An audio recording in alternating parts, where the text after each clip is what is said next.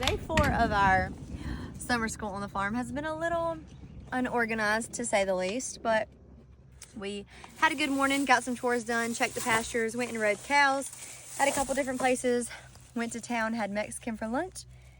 It is about to storm, but we came to Gigi's to go swimming, so fingers crossed we can go swimming because it is hot and it is humid before any kind of lightning comes in. Look at that storm cloud. Oof. No good.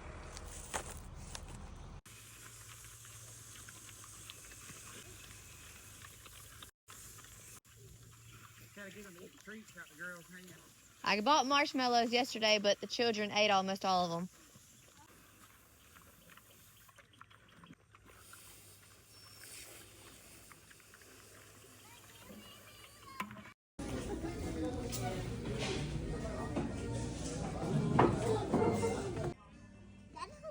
So I got 3 because of it.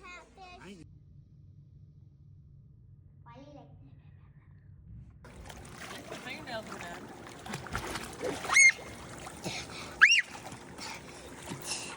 All right, let's see if the hype is what it's all about. You do my legs? Thank you. We don't want to get ate up by mosquitoes out here by the pool.